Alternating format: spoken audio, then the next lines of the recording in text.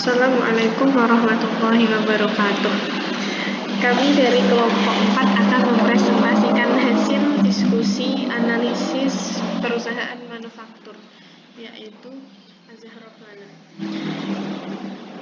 Analisis ini kami susun untuk memenuhi tugas mata kuliah pengantar akuntansi lanjutan yang diampu oleh Bu Aida. Kelompok kami terdiri dari Dila Anissa Fitri dan Dorotu Nafisah. Gambaran umum Az-Zahra Balen merupakan usaha rumahan dan juga salah satu usaha manufaktur yang bergerak di bidang industri makanan. Usaha ini beralamat di Kabupaten Jepara, atau lebih tepatnya beralamat di Desa Ngapul, Kecamatan Tahunan, Kabupaten Jepara. Industri makanan ini didirikan pada tahun 2018 dan merupakan usaha milik sendiri. Pemilik usaha ini bernama Eli Az-Zahra, umur 35 tahun, atau lebih akrab dipanggil Mbak Eli. Begitulah sejarah singkat tentang Az-Zahra Balen. Kemudian lanjut pada uraian persediaan. Di sini dapat kita lihat uraian persediaan pada awal November dengan rincian sebagai berikut: memiliki peralatan oven, kompor, gas, loyang persegi untuk kue, gilingan bolen, kuas, yang rinciannya sudah terlihat dalam tabel berikut. Kemudian rincian bahan baku yaitu tepung terigu, susu bubuk, margarin, simas, gula pasir, dengan rincian jumlah kira-kira 502.000. Kemudian persediaan bahan penolong berupa telur, pisang, coklat pasta, keju Prodis, box Mika kita rinci dengan jumlah 71.000. Kemudian kita lanjut pada tabel pesanan bulan November. Dari Az-Zahra Balen menerima 4 kali pesanan, yaitu berupa 640 biji snack Bolen, kemudian 50 box Mika, 195 biji snack, 300 biji snack yang sudah ditentukan tanggal pengambilannya. Kemudian kita menuju pada transaksinya. Yang pertama, perusahaan menerima pesanan bolen untuk snack 640 biji dengan harga jual 2.500. Pesanan akan dikirim pada tanggal 9 November 2020. Ini tidak di jurnal ya untuk yang pertama. Untuk yang kedua, perusahaan membeli bahan baku 5 kg tepung terigu. Ini jurnalnya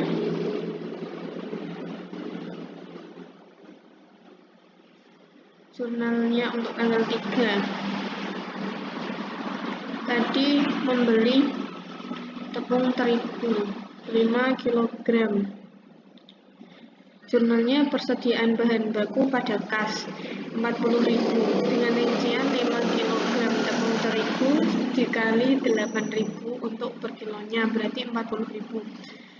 Begitu untuk transaksi ketiga, perusahaan membeli bahan penolong berupa pisang sebanyak 11 sisir, yaitu 15.000, 5 kg coklat pasta per kilonya 21.000, membeli bahan penolong 5 picis keju yang satu picisnya 12.500 dan telur 1 kilo yang per kilonya 24.000 secara tunai.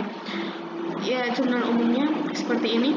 Persediaan bahan penolong pada kas sejumlah 356.500 dengan rincian pisang 11 sisir dikali 15.000, kemudian keju Prodis 5 picis dikali 12.500 dengan jumlah 62.500, kemudian telur 1 kilo dikali 24.000 sama dengan 24.000, coklat pasta 5 kg dikali 21.000 sama dengan 105.000, kemudian kita jumlah semuanya menjadi 356.500. Ini jumlah harus sama sesuai dengan pada jurnal.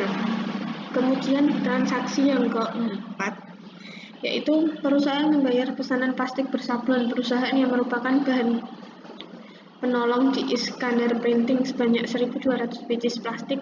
Harga plastik bersablon per plastik dengan harga 300 per plastiknya.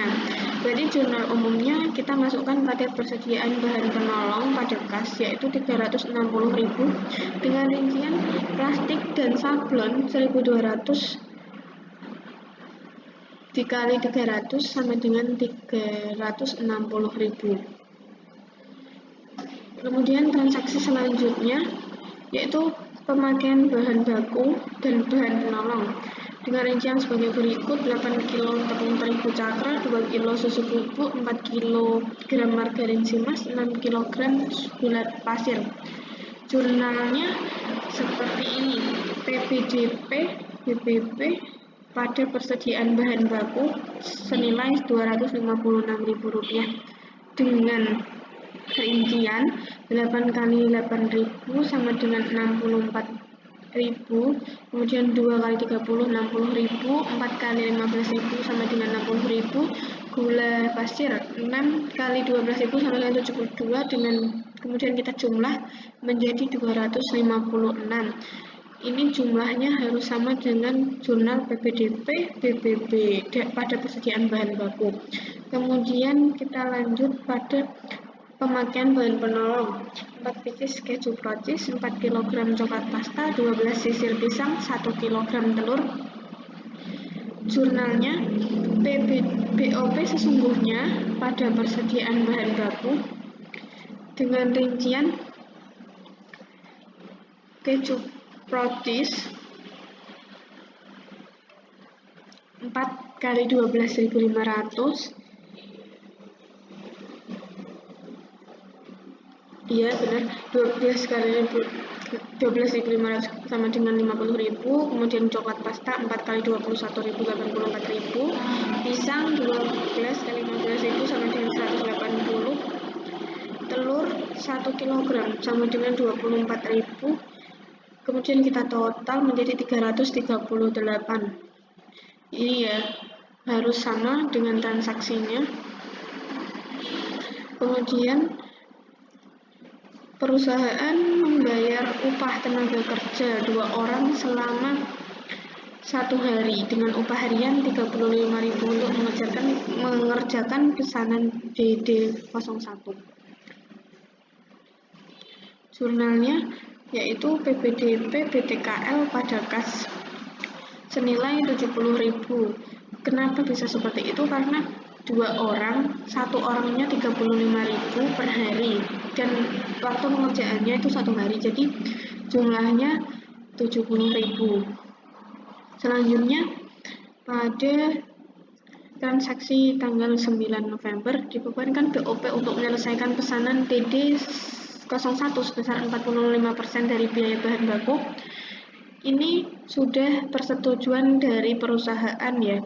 Kita mendapat info untuk pembebanan BOP yaitu 45% dari bahan baku. Jurnalnya seperti ini: PPDP BOP pada BOP dibebankan senilai 115.200. Itu kita peroleh dari 45% dikali pemakaian bahan baku. Pemakaian bahan baku, jadi dapatnya 45% dikali 256 ya. Kita salah, maaf, dari 45% dikali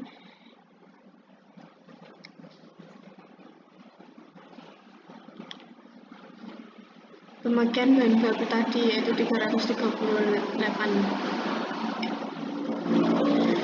Kemudian kita lanjut pada transaksi selanjutnya, ditransfer pesanan nomor DD01 ke gudang barang jadi. Jurnalnya yaitu persediaan produk jadi pada PPDP BPP PPDP BTKL PPDP BOP senilai yang sudah ditentukan tadi, yaitu dengan jumlah persediaan produk jadi 441.200 yang PPDP BPP, PPDP BTKL, dan PPDP BOP itu sama dengan jurnal di atasnya. Kemudian kita lanjut transaksi selanjutnya, perusahaan menyerahkan pesanan nomor DD01, yaitu jurnalnya HPP pada persediaan produk jadi senilai 441.200. Kemudian kita jurnal lagi menjadi kas pada penjualan senilai 1.600.000. Kenapa menjadi 1.600.000? Karena kita kalikan berapa pesanan tersebut dikali harga jualnya, sehingga kita bisa mendapatkan kas senilai 1.600.000. Begitupun dengan transaksi selanjutnya sampai pada transaksi terakhir. Pada transaksi terakhir ini jurnal kita belum sampai menyerahkan pesanan.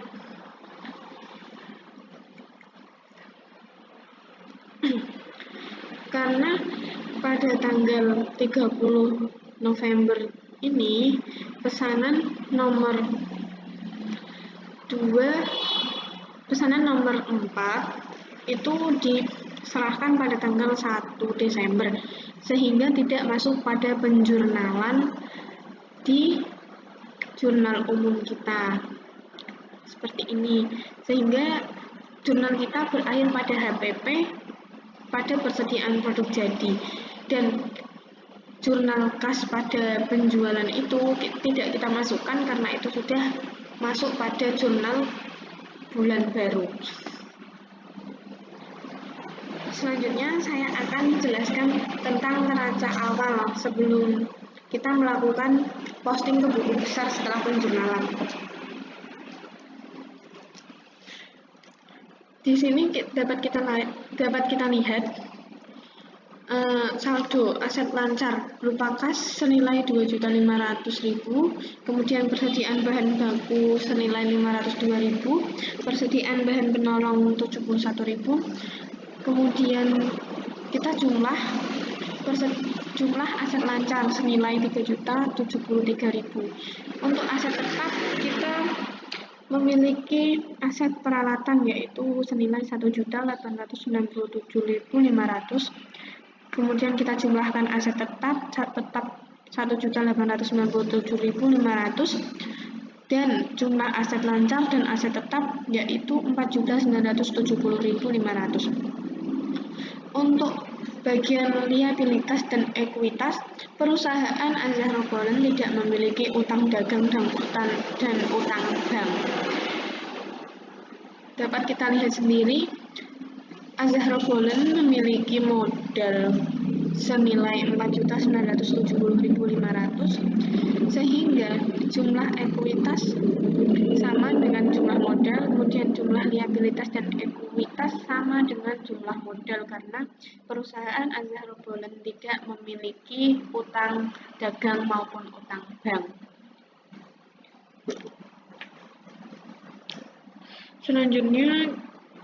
Selanjutnya kita mulai di posting buku besar.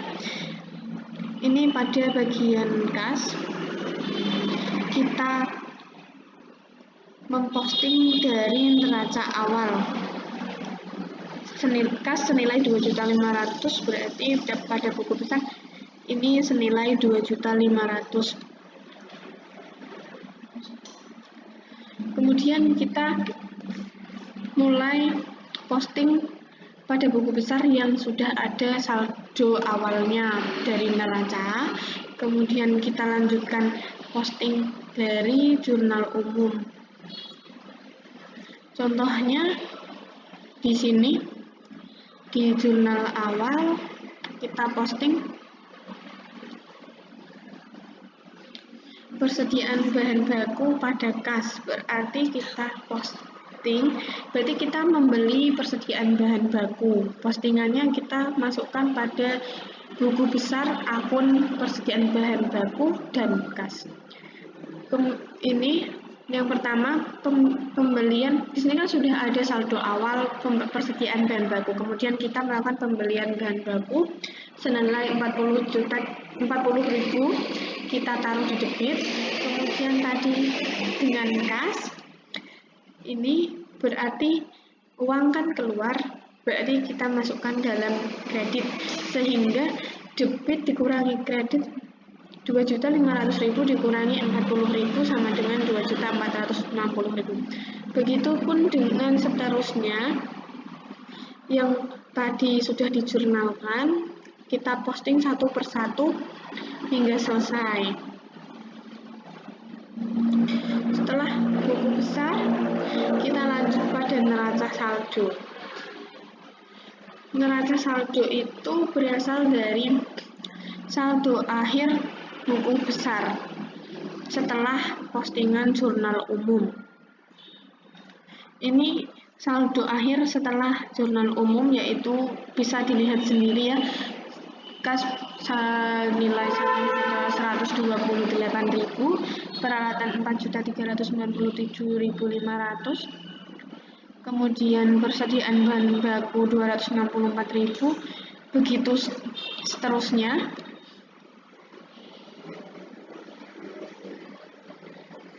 Kemudian kita lakukan jurnal penyesuaian.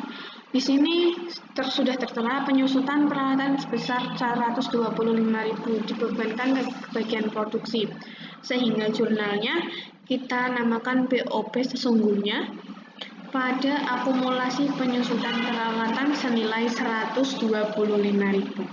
Kemudian yang kedua, menyesuaikan harga pokok penjualan dengan menutup BOP sesungguhnya dan BOP dibebankan. Ya, kita mulai penjurnalan yaitu BOP dibebankan dan BOP sesungguhnya kita taruh pada sisi kredit. Kemudian kita lihat berapa selisih BOP-nya, kita taruh pada debit jika BOP dibebankan kurang dari BOP sesungguhnya. Kemudian untuk yang ketiga, kita menutup selisih BOP.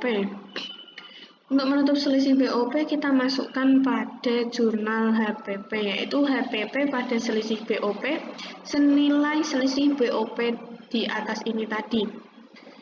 Setelah kita lakukan jurnal penyesuaian, kita posting lagi ke buku besar ya. Tadi BOP sesungguhnya pada akumulasi penyusutan peralatan. Tadi akumulasi penyusutan peralatannya kita masukkan kredit, kemudian BOP sesungguhnya kita masukkan di debit.